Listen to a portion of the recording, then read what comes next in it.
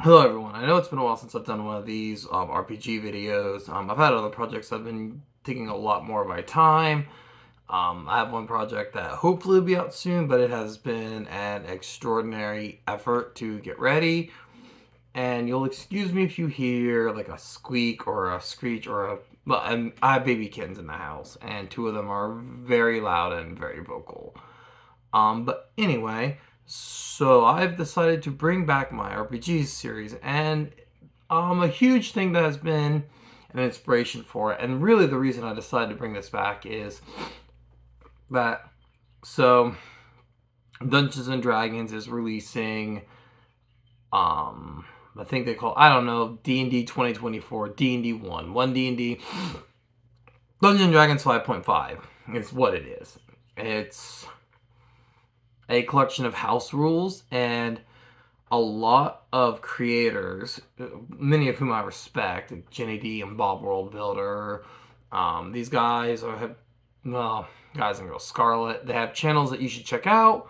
They do a lot of good D&D content, but I feel like there is a bit of betrayal in the D&D community from them as the way they are bringing back their content.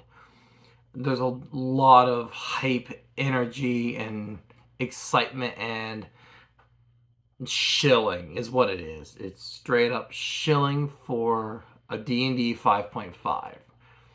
And what really strikes me is, you see people like them and they're like, how do you incorporate intrigue and mystery and things like that in your D&D campaign? And the answer is you don't. Dungeons and Dragons has never, and without a severe alteration, will never be a game about social intrigue. It will never be a gothic fantasy game. It will never do any of these things. D&D is a fantasy adventure game, and it does that quite well. If I was going to play a high fantasy adventure, I'm not sure I'd pick a system other than 5th edition Dungeons and Dragons. It's very good at what it does, but people are constantly trying to reskin it, making it do something else, and it bothers me. And there's two arguments I hear, and they're both extremely disingenuous arguments. The first is that, oh, well, I don't want to have to learn another system. And, I mean, really? You don't want to have to learn another system? So if you can learn this, memorize this, tell me that on page, 266 of the DMG, that well, if you want rules for taxation, it's right in there, paragraph 3, left side. If you can memorize that, you can learn this game. Like, look, this isn't even a full-size book, and it is, 180 pages. You can learn this game. You can see the thickness of it. You can compare the size of the books. You can learn this game. This is a complete game. This is a third of a game. If you can learn 5th edition, you can learn this game. Don't let the size of the book fool you. It has a lot of illustrations, and the pages are actually very thick. They're very durable, partly because a lot of it is meant for children to play. This game has a rule. This game, you have 3 stats: mind, body, and charisma, and they're dice sized, and you roll your die and you try to beat a target number. That's this game. And I wish I had it. I don't have a printout of it anymore, but of a game called Danger Patrol. The rulebook is like 22, 23 pages, and that's including 8 pages of character sheets because of how the game works. But if you've memorized every spell in this book, the argument that you can't learn a 22-page sci-fi game, Danger Patrol, that's just a disingenuous argument. You don't want to learn it. It's not that you can't. You've chosen not to learn it. And the other argument, and this is what has absolutely driven me insane, what driven me to this, is Well, I don't, price point. Oh, I don't have to buy 100 other books. You're gonna drop $40 on Tasha's Cauldron of Knives. That's just gonna give you a massive list of crap that you already have in other books, just consolidated in something that you could easily get on a Wikipedia page. Dungeons and Dragons 5.5. The rule books. So this rule book is $50. This is a $50 book right here. And it's 1/3 of a game. $150 to get into this. At least that for D&D 5.5. I mean, we're probably looking at closer to $200 for you to get into Dungeons & Dragons, to get what is a collection of house rules for this game. You're going to drop $200 for that. You won't drop $40 for this game's out of print, but the Marvel Multiverse game, which I'm not super fond of, but once again, you won't drop, $40 for this. Savage Worlds.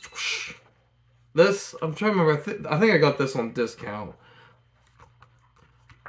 Price point is $10. See if I can, $10. And you're arguing that to buy these other books are too expensive, but you're excited to throw $200 at a company. Now, mind you, a company that sent men with guns to a person's house because he had a card, he had a piece of paper that had a drawing on it that he wasn't supposed to have yet. But you won't drop $10 on this.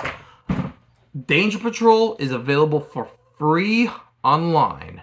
0 cost to you to play what is probably one of the best games I've played. I'm somebody who's more into narrativist style gaming, and I'm going to get into that in a later video, the 3 kind of mindsets in gaming. So it does appeal to me more than it might to somebody who is a hardcore D&D player, but it's free. I have a game called A Wanderer's Romance. I'm not sure if it's still available, but it was free online. $10. And then probably another $15 for an actual world book that will have like a full scenario, because this is kind of a bare bones universalist system. So $35 dropping for a game. Like if you want to get like, say, Solomon Kane and do a pulpish style adventure, or Mars 1999, Space 1999, I think. Space 1989.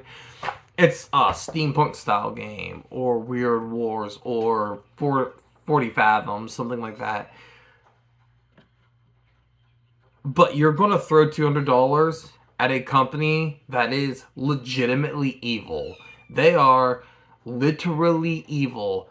This company, mind you, as so many of you seem to have forgotten, sent Pickerington, a mercenary company, a private security company, men with guns to a kid's house. I don't know how old he was. I think, if I recall right, he was under the age of 18. Sent him to his house. They swatted this kid. This company corporately swatted a child. And you want to throw $200 at him for what is essentially a collection of house rules? I'm sorry, but...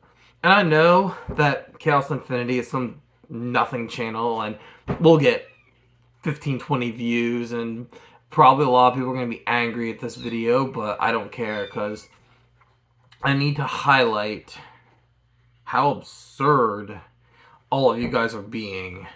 And like, I'm talking Pickerington. I'm not talking about the OGL scandal, which in and of itself is another nightmarish monstrosity of corporate greed and an absolute inability to read the room. And okay, yes, My Little Pony game is Hasbro too, so if there's a little bit of hypocrisy here. I bought that Tales of Equestria long before the Pickerington thing happened. So if you want to boycott the Tales of Equestria game, understandable. Savage Worlds, and it's not a perfect game, and it's got some rules that I would absolutely house rule out. But once again, $10 for the deluxe edition of this small rule book, 180 pages, not a full-sized book, as you can so clearly see. Compare them. size-wise. See, smaller, thinner, much easier game to understand than Dungeons and Dragons. And once again, well, I won't say it's full rulebook because it's you realistically you probably need a world book for this. I've got two. I've got Solomon Kane and I've got 40 Fathoms for my Savage World, but so like, but so you know, but you guys you'll throw $20, $30, $40 for compilation books, Tasha's Cauldron of Everything. But you won't throw $20 for a Powered by the Apocalypse game, $30 for a Powered by the Apocalypse game, because it's too much money. You're just lying to yourselves, and you're lying to everyone, and you're actively hurting this community of gamers. Now a lot of people like White Wolf games. I'm not a fan of White Wolf. Never really liked White Wolf. And I did a video on White Wolf. I'll probably do another video on White Wolf when I talk about dice mechanics, dice systems. So there's a lot of previews in here because I plan on doing scenario game, things like scenario and core stats, dice mechanics, things like that. But it's absurd to me, and so I think that there needs to be more people out there like me highlighting other game systems you can buy that are not by a company that literally swatted a kid over Magic the Gathering cards. Once again, what they did was effectively swatted this kid. I mean, even if he was 20, I mean, still, like, it's old me, I'm rounding 40, but, so I think that we, as a gaming community, and I've seen a lot of it, and I've seen a lot of this, Bob Worldbuilder did a video about the new layout of the D&D 5.5 character sheet, and I kind of like it personally, but there was a lot of comments that I agreed with of people who were like, hey, stop feeding this Hasbro Wizards of the Coast.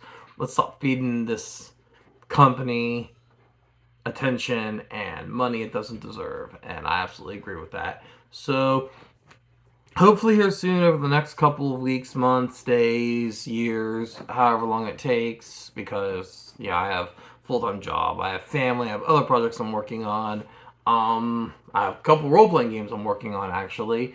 Hopefully I can get some of these videos out that will be very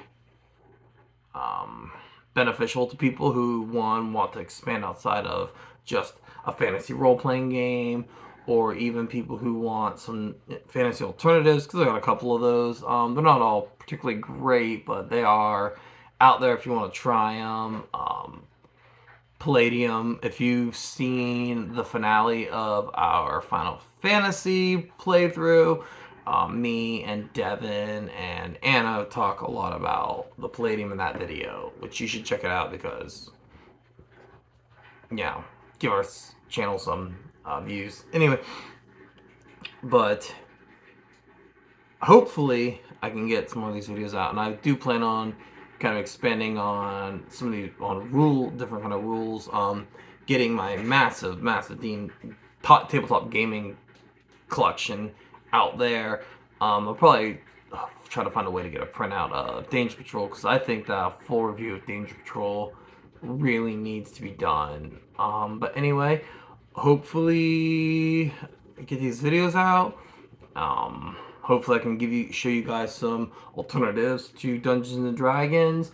Hopefully I can get you guys to understand that modding Dungeons and Dragons is in and of itself a very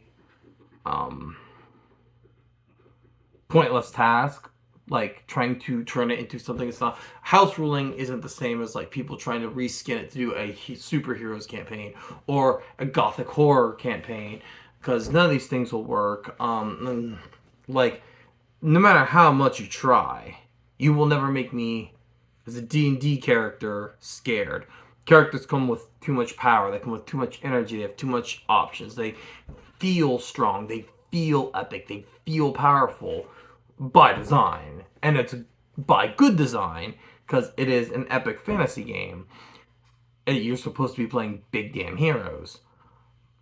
But if you bring me a threat that makes me feel scared, like you put, a level 3 party in, suddenly there's Tiamat.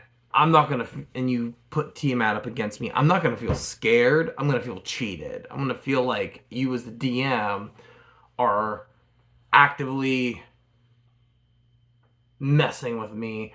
And whereas opposed to a game like Chaosium's Call of Cthulhu, characters tend to just be a collection of stats, a handful of skills, and, a revolver. I don't feel epic. I don't feel, even though, whatever. But I don't feel like this epic hero that can, smack gods around.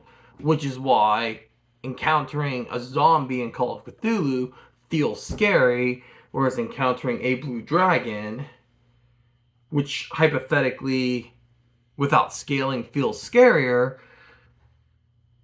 it doesn't feel as scary because that blue dragon, because my character feels like he should be able to stand toe to toe with elder beings as opposed to something like Call of Cthulhu.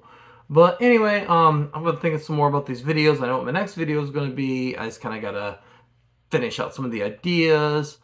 To give you a hint, it involves the number 6 and the problem with the 6.